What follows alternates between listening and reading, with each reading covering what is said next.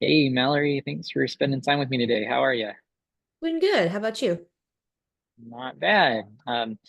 Anyone who's watching this who isn't on the call right now, my name is Ryan Winter. I am the leader of Grow Business Advice, and Mallory is one of our consultants. And we want to spend some time together today and just have a conversation about some issues that we see in small to mid-sized businesses when it comes to operations. So, Mallory, thanks for your time. Yeah, absolutely. I'm excited. So one of the first questions I like to ask is, how did you get into consulting? Like, why are you consulting with small businesses? Ooh, I'd say it's a little bit of a crooked road that makes sense now on the backside of it. I've always had a wide variety of background and skills and experience, and to most people, it's kind of hard to imagine how that all fits together into one career. But I feel like it matches consulting perfectly because I have all of these different corners of knowledge that I can then lend to the people that I'm helping. And at the core of it, in this phase of my life, I'm most concerned with fulfillment and giving back. And small to medium-sized businesses is kind of where my heart is, since I was a former business owner and I am an entrepreneur. And so I really want to be able to use those experiences that I've had to help others. And I understand the challenges that they're going through and think that I could be a good fit for some people. Yeah, that makes sense. And you used to have a sign business, right? Mhm. What were some of the just shooting from the hip? And I didn't prepare Mallory with these questions in advance. These are totally off the cuff. But what were some of the big problems that you faced in your business that you're willing to share? And what are some maybe pitfalls that you hope to help other businesses avoid? Well, I mean, so I'd say my time was a little bit unique because I opened up 5 months before the COVID shutdown. And so, I had the shutdown to navigate, which, I just scraped whatever business I could during that time, tried to make it through. Then after that, I was hit with, price increases on my raw materials. Then there were labor shortages, one thing after another. But on the backside of all of that, what I experienced was uncontrollable growth, which is awesome, right? Like it's a great problem to have, but when you're in the middle of it, it feels like nothing but chaos. And so I feel like that challenge in particular of navigating that chaos and learning how to navigate that growth and put the right tools in place for that business to scale and survive is probably one of the best assets that I have to give to other business owners who are going through the same thing. Yeah, it'd be nice if we could just like inject that learning without the actual experience of going through Without it. the pain of it, yeah. Well, speaking of the pain of business, in your opinion, what do you think are some of the reasons why stats like, what do you hear? You hear stuff just at a bar or something like 70% of small businesses fail. I honestly don't know how true that is. I don't think it's that high, but let's just say that it is. Maybe it's higher. Why do you think that stat would exist? Why do you feel like small businesses ultimately fail? I think that depends on your definition of failure. I mean, is failing running out of money? Is failing giving up on your business because you're tired and you don't know what else to do and you're about to pull all your hair out? Like, I think depending on what kind of failure we're talking about, kind of lends itself to different answers. But I would say the biggest reason is just people not being aware of the tools and resources that are available to them and not getting out of their comfort zone to go after those things. There's so many, whether it be, free resources in your community or paid services like ours, there's so much available to small businesses to keep that from happening. But those business owners have to be brave enough to go after those things and seek them out. So Mm. I would say people staying inside their own box and their own head and not getting out and doing is probably the biggest reason for a business failure. Mm. I like that. And it made me think of something you said earlier, the phrase uncontrollable growth, right? So when we start a business, we think, I just got to get my next client, got to get my next customer. You start getting more and more and more. And then that obviously presents some new problems. What did you do to kind of navigate that uncontrollable growth? And how did you get to a point where you could ultimately sell your business? Well, I think I looked for the resources, like I just said. I was a part of a program that was actually it was a free program that was put on by Goldman Sachs because at that point I just didn't know what else to do. I was like, well, somebody has to know how to navigate this. And so I would say that program was probably one of the most integral parts of me learning how to take that growth and make it into something substantial and something that stuck, something that I could scale with. And that's kind Mm, of where I learned how to input solid operations, how to document those operations. And then naturally, by doing that, I had a sellable business because everything was in place, everything was documented. I had people who understood what those processes are, not only just a book that says, hey, look, I've got SOPs, now we can go and sell. Like, there was implementation on the back end as well. So I would yeah. say that having someone kind of hold my hand through all of that and show me the way was the biggest thing that helped me. Mm.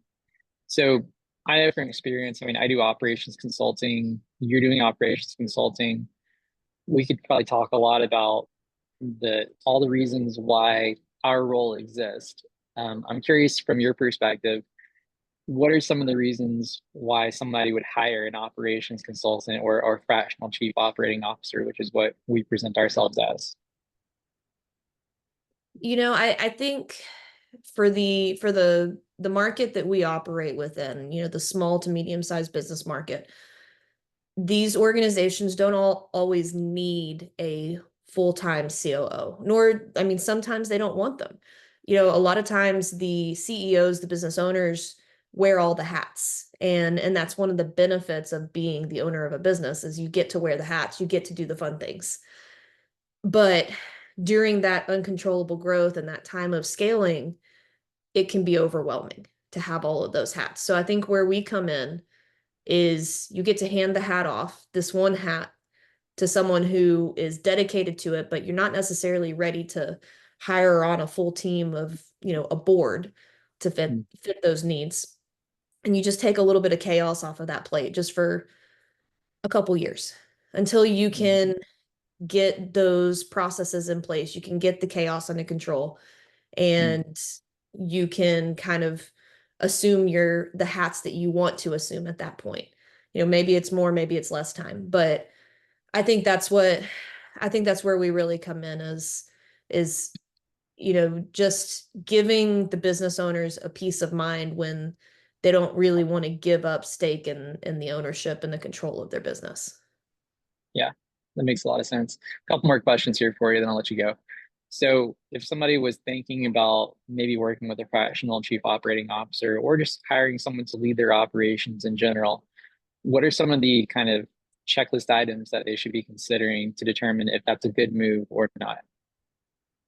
Ooh, okay. So if it were me, if I'm thinking back to me 2 years ago during that point of chaos, I would say the number one thing I would say is to um, if you're losing sleep at night. I remember I remember that as a business owner, I went on a vacation with my family, and it was the first big vacation that I really allowed myself to take after starting the business, and I was so excited for it. Um, and it was in a different time zone, so I was already having trouble with the sleeping. But I would wake up at like 3 a.m. and I had had a dream about like literally the business burning because I wasn't there. And I regret all of that to this day. I regret missing that time with my family and not keeping that separation as a priority. So I would say like number one checklist is if the business owner is losing sleep at night because they're afraid of the business burning and they don't feel like they have control. That's the number one sign that you should come and get help from someone like us, because no one should have to live like that. I know it's all too common amongst entrepreneurs, and sometimes there's no avoiding it. But to have a resource like us in your back pocket, I think helps. So, number one checklist item if you're losing sleep, then come and call us. Number two, I would say if you've got the growth and you find yourself asking, okay, what's next? How can I manage this? If you say that if you've got a month, if your orders are a month out and you don't know how to fulfill them, or you don't know, you can't possibly take on anymore, maybe at that point it's time to bring in an operations consultant. Yeah, that makes sense. And what I've experienced with some of my clients, like I've got clients who are especially very deep in like service industries, like fixing things or building things for people. Um, what I've noticed is there's this line, which is kind of different for every business, where there's this point at which you go from the startup phase where you're just hustling and grinding and trying to get that business to a point where you've now proven, it maybe not in black and white, but there's enough evidence to support that the world wants whatever it is that you have. There's always room for improvement with marketing and sales and things like that. But okay, we're starting to get some momentum here and the ball is starting to kind of go on its own. And it sounds like what you experienced with your business was that ball started going on its own a little too quickly. So when it comes to timing, like what does the timing look like to bring someone on like us? I would say I would look at it from a point of numbers. So when I owned my business, I was very particular about watching my month-to-month net profitability and really keeping clean books. And I would say if your sales are going up, but maybe your profitability is not, that's a really good time to bring someone in, because you've got an opportunity there to be able to take more home, to really find some efficiencies in your operations and cut down costs and really take advantage of that increase in sales. Um, I would say that's the first thing to really look for. Hmm. Well, there's obviously a lot that we can talk about. I think that this has been an awesome conversation. I hope that lots of people see this and I hope that they reach out to you to learn kind of about your process in detail. But I wonder if you can just give us a teaser here. What are some of the things that you would do? This is my last question. If you were working with a client, where do you typically start? Because every business is different.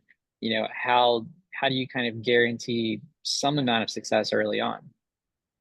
I would say one of the most important things, and I think we've had a conversation about this recently, is establishing that vision.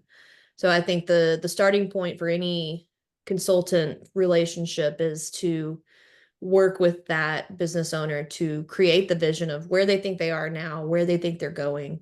And that's something that I really excel in, is just setting up the visualization, but going further than that, once we have the vision and we know what we want, how do we put the pieces in the pathway, lay the path to get there?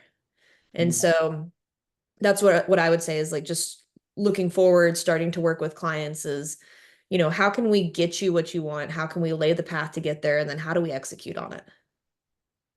I love that. Awesome, Mallory. Well, thanks so much for your time today. And I'm sure this will be on your website and wherever else, but how can people find you if they want to have a deeper conversation about ways that you might be able to help them out? Yeah, if you want to go to my website, it's mal-smith.com, and that's MAL-Smith. And you can just find my email right there. Shoot me an email. Let's set up a video call just like this and see if we're a good fit for each other. Awesome. Mallory, hope you have a great rest of your day. Thanks, you too.